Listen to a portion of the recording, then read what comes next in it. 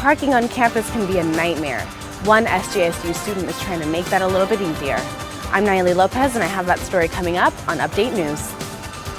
These water refill stations can be found around campus, but why are some students saying it tastes different around campus too?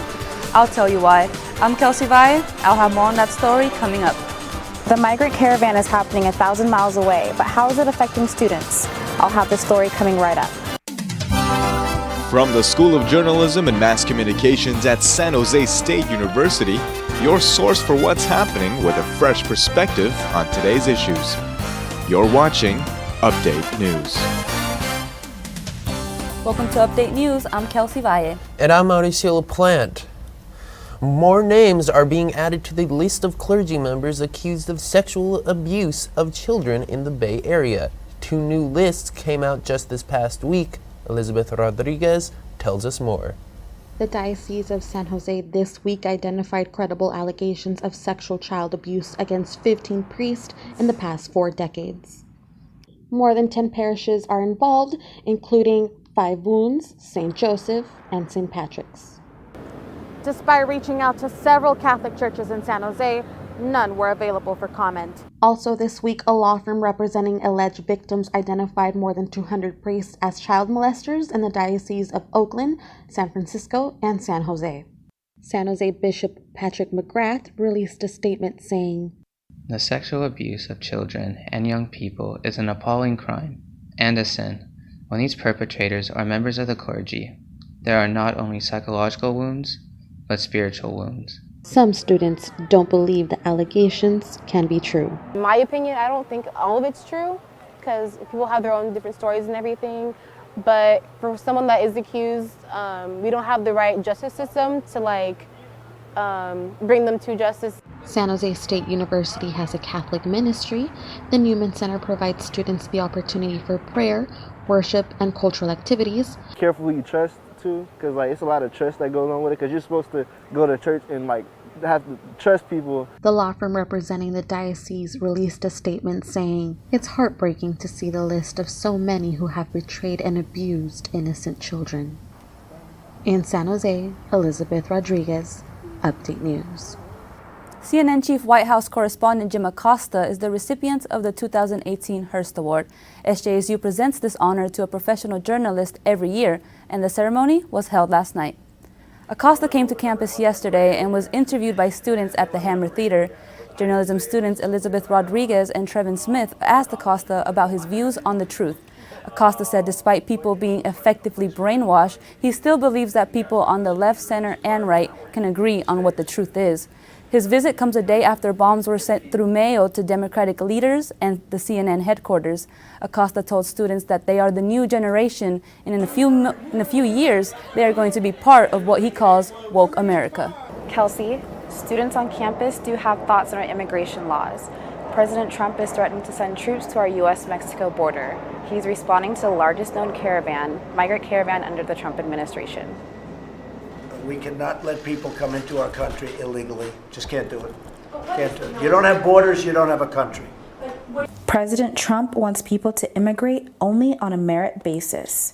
He says it is not fair for people who have been waiting years to enter the country legally. But Anna Navarrete says he has it all wrong. She coordinates a program for undocumented SJSU students. People who want to leave their home countries, in such a manner, but people are trying to survive. Undocu Spartans is located on the 2nd floor of the Student Union. Students who are undocumented come here for support and resources to achieve their personal and academic goals. Although this caravan is thousands of miles away, it hits close to home. There are students who do not want migrants to cross the border. Try to do it the correct way, and we'll see if you get in.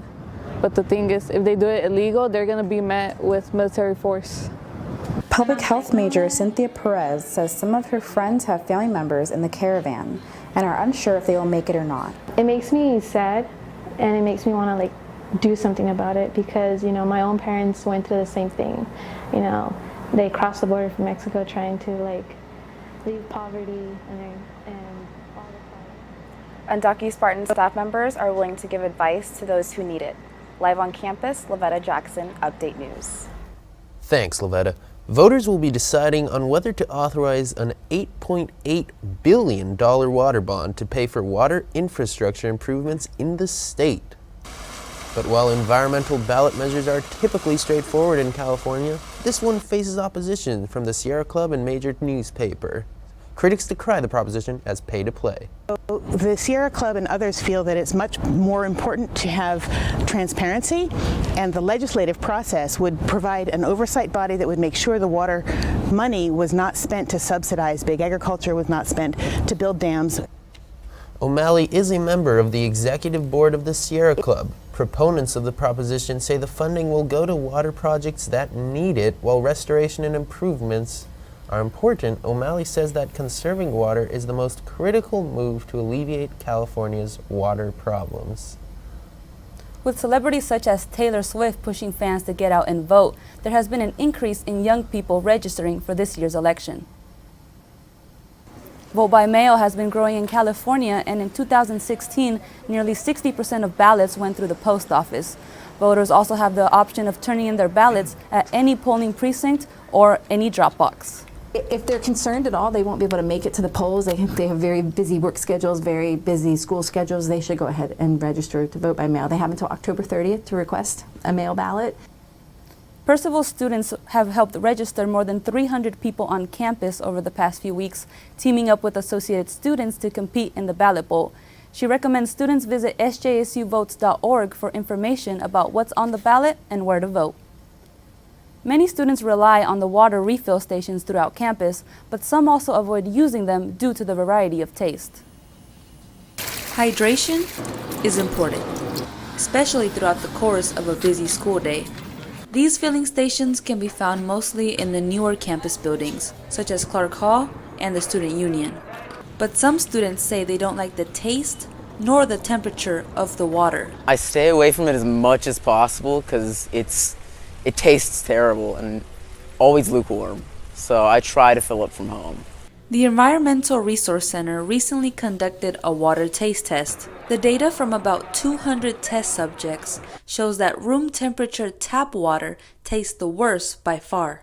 And that was water directly poured from a campus refill station. So it turns out that most students just prefer cold water over warm water. So just changing the temperature can probably do a whole lot. But is temperature the only factor affecting the taste of the water? The school's Department of Facilities and Operations is responsible for maintaining the refill stations. Charlie Foss oversees this division. We will continue to make sure that our campus is as safe as we possibly can make it. And that's from a physical perspective and also just from a drinking and eating perspective. Foss says all campus water is supplied by the city. School water sources are safety checked 18 to 20 times a week. Chlorine is used to kill bacteria in the water, and the odds of tasting it depend on where in the pipe system the filling station is located. That's why water in CVB will taste different than the library, then taste different than the student union. Each person has a different taste sensitivity to chlorine. The levels may make the flavor unbearable to one, but normal to another. The taste of water from these stations may also vary on outside factors, like time and weather. The school is looking to install a name brand water refill machine in the student union over winter break. Filling up with this type of water may be more trustworthy for students, but it will cost them some cents. A new app promises to help reduce the parking issues on campus that commuter students are constantly facing. The app is set to launch later this month. Nellie Lopez is live in the newsroom for more on this story. Nellie? Mauricio? The app is called Spot Me Solutions, and it will use student-created technology to monitor activity in all 3 SJSU parking garages. It is a constant struggle, finding parking on campus. As a solution to the problem, Business Management Senior Steve Suarez introduced Spot Me Solutions to his colleagues in the Ideas Lab on campus. So basically, we're going to put sensors in the entrances and exits of garages. And basically, as cars are going through the garage, they're getting counted, and spots are being deducted, and the cars are being added, and spots are being subtracted. To develop his app, Suarez received $1,000 from the Zen Starter program. founded by SJSU alum Ray Zinn. It awards $20,000 to student-led startups each year. So this is our hardware sensor. Sorry, our hardware. So this is the ultrasonic sensor. Basically, it just sends sound waves and it picks something up, kind of like a bat, it echoes. And once it gets a positive echo back, it counts something.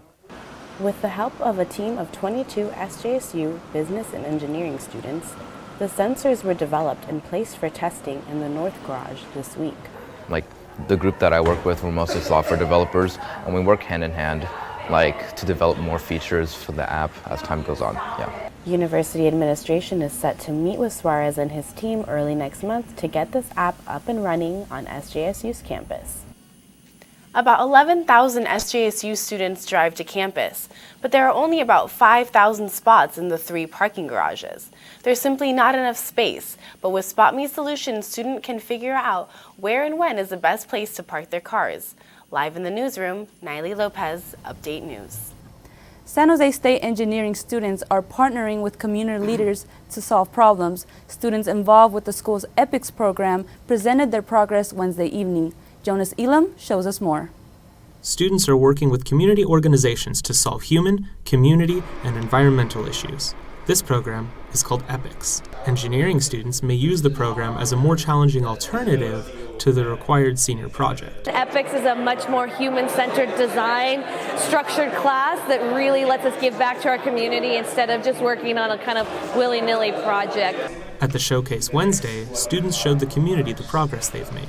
Audience members included professional engineers, students, and community partners. An array of projects is being developed. One group is designing a new style of smart locker for the Gilroy Compassion Center. Other projects are education-focused.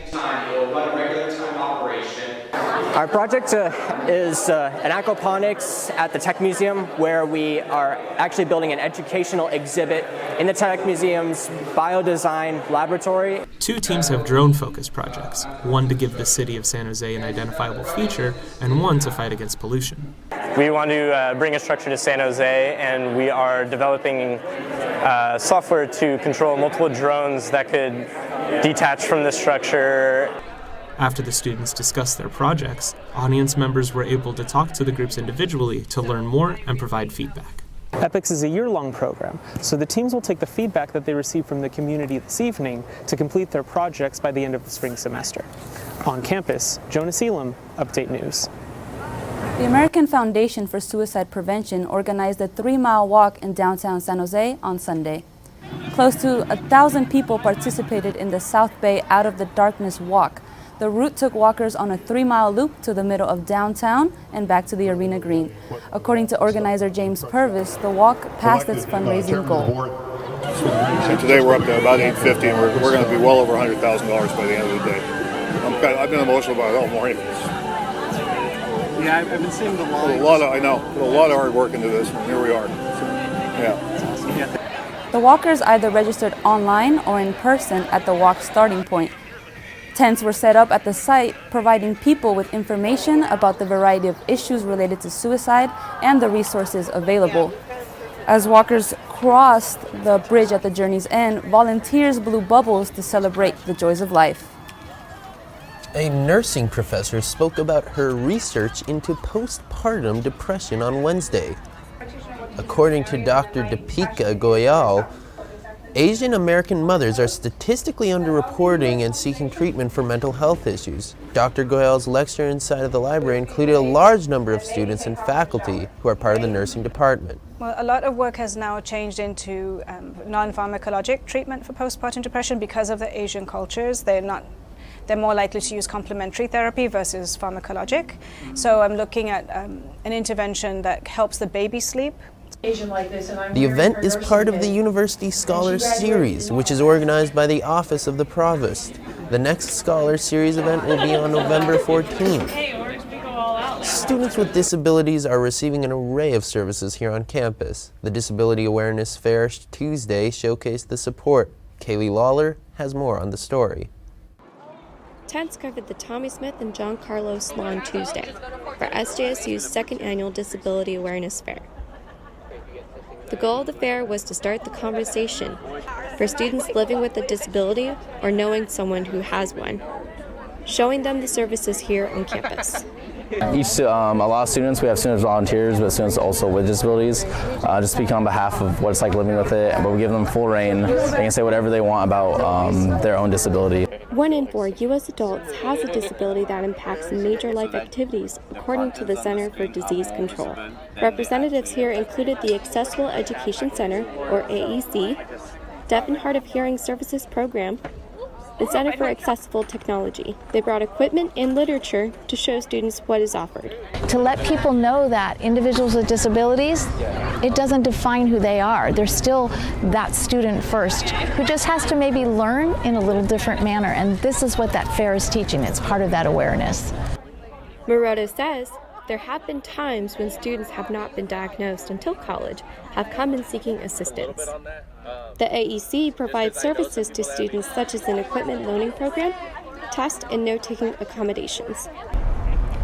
Currently, the ASC has 1,239 students, and that number will continue to increase as students register with the ASC up until the last day of classes. On campus, Kaylee Lawler, Update News. When we come back, Alex Martinet will be here with a look at arts and entertainment. Musicians and models strut their stuff on a runway for a vibrant night in San Jose. Plus, Halloween is right around the corner, but so is a cultural holiday. Update News returns in 30 seconds.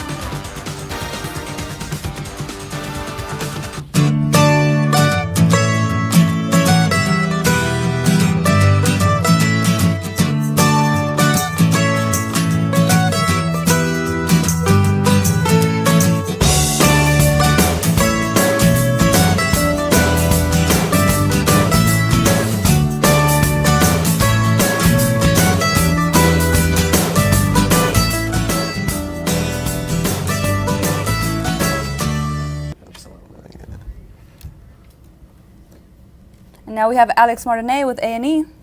So I heard there was some pretty festive dancing at the Dia de los Muertos festival. Yeah, there were some Aztec dancers to help celebrate the festivals. October does not always have to be a spooky month. It is also a time to celebrate loved ones who have passed away. Viviana de la Peña has the story. Tradition was kept alive through song and dance in the annual Dia de los Muertos celebration.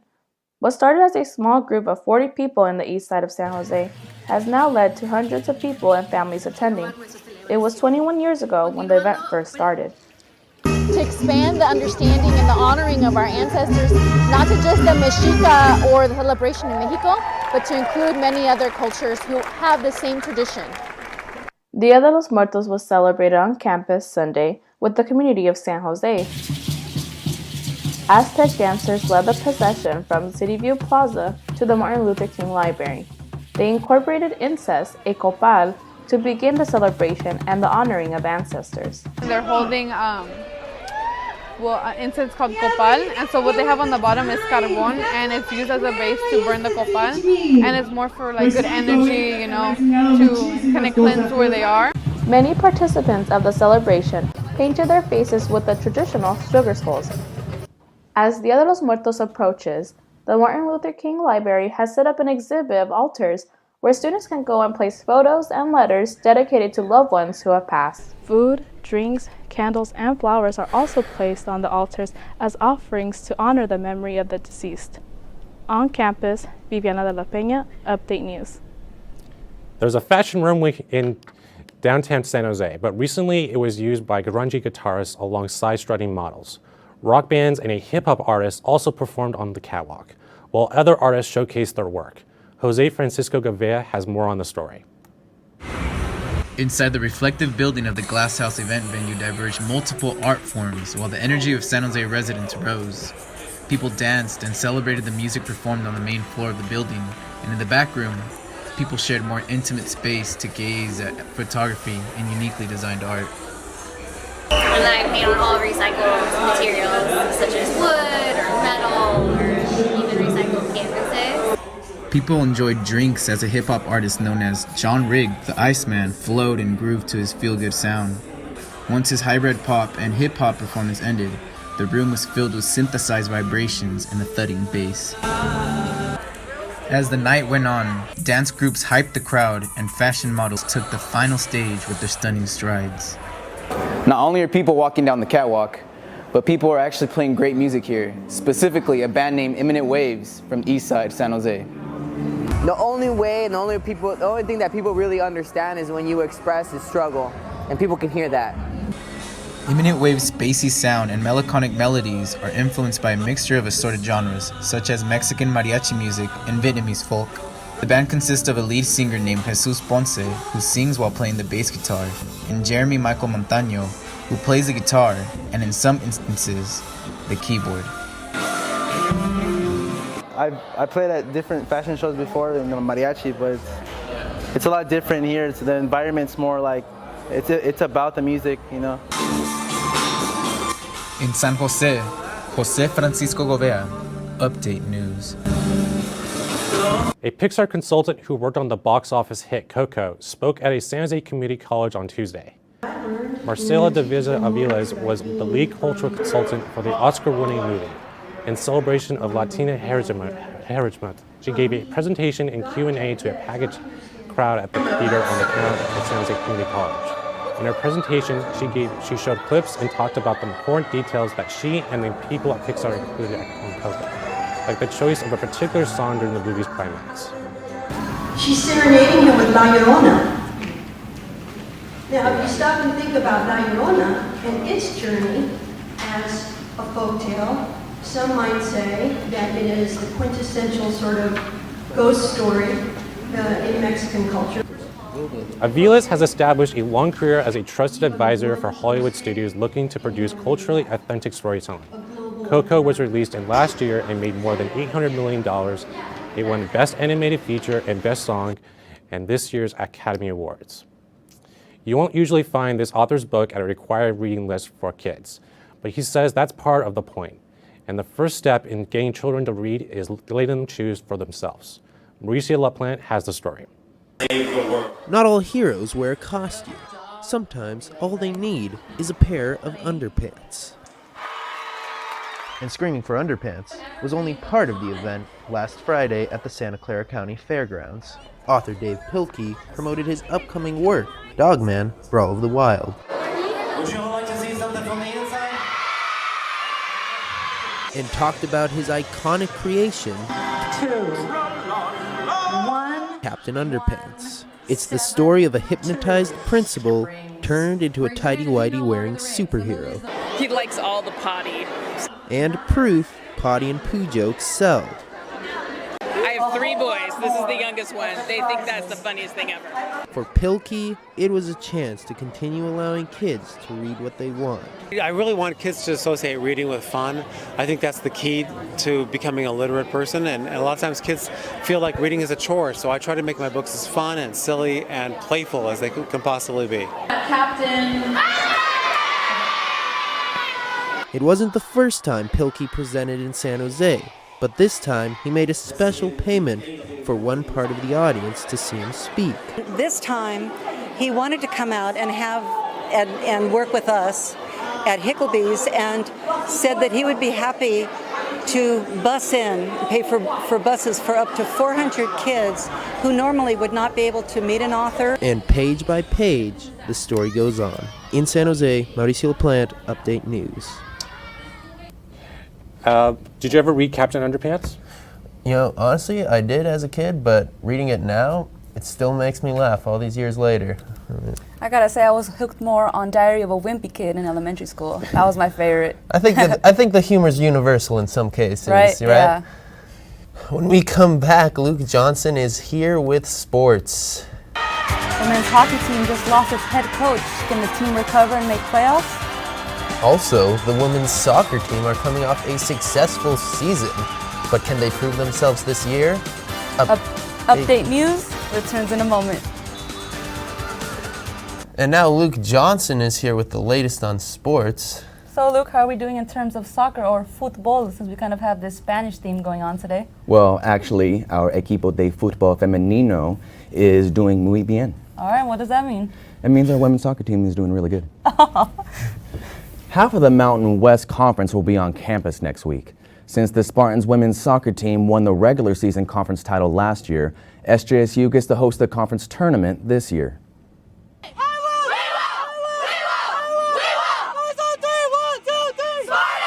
Right now, the Spartans have their eyes on redemption.